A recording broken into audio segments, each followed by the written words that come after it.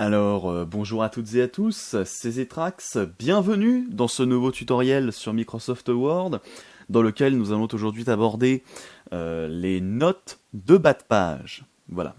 C'est un détail, certes, mais c'est un détail qui va faire toute la différence, je vous le dis.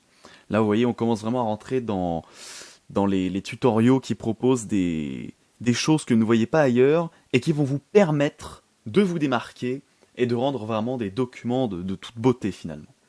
Donc, je vous propose que l'on se lance, et qu'on regarde comment justement on insère une note de bas de page. Mais tout d'abord, qu'est-ce qu'une note de bas de page?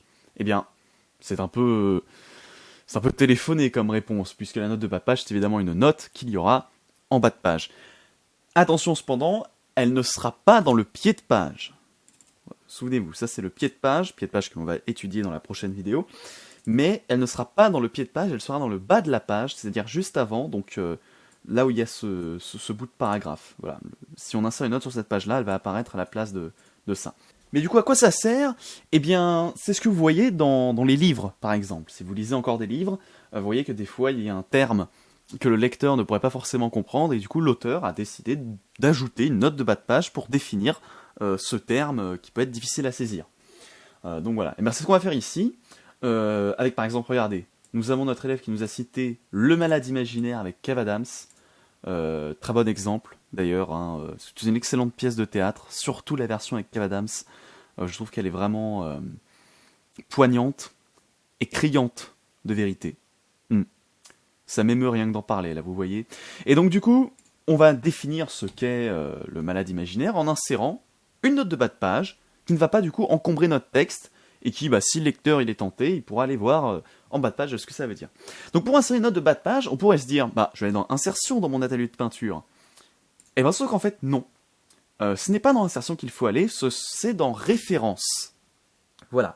Pourquoi dans Référence? Eh bien parce qu'une note de bas de page, c'est une référence à quelque chose. Il y a aussi les tables des matières qui sont des références, ou la légende aussi. Donc voilà, il convient donc de savoir faire la différence entre une insertion et une référence. Une référence fait référence à quelque chose, là où une insertion ne fait pas forcément référence à un élément du texte. Voilà.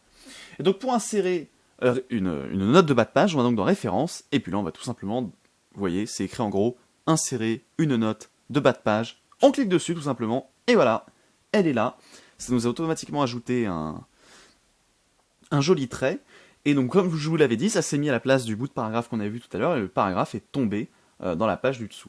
Voilà, et donc là on peut donc écrire ce qu'est le Malade Imaginaire, et donc on peut dire pièce de théâtre jouée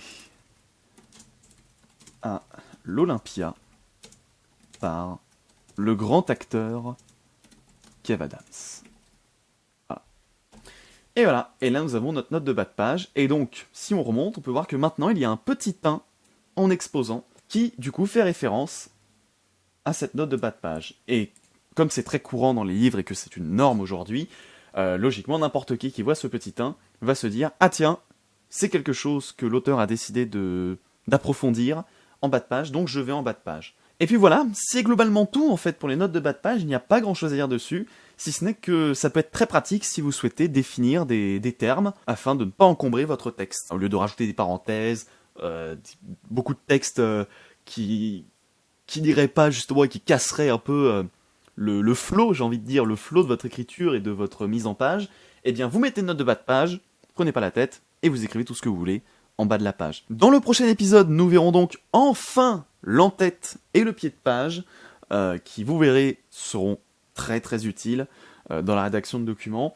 D'ici là, je vous souhaite une agréable journée, une agréable soirée, une agréable matinée, une agréable après-midi et une agréable nuit, selon la période à laquelle vous regardez cette vidéo. Et je vous donne rendez-vous donc dans un prochain tutoriel sur Microsoft Word. Voilà. À bientôt. N'oubliez pas, abonnez-vous, la clochette, la fée clochette. Cordialement.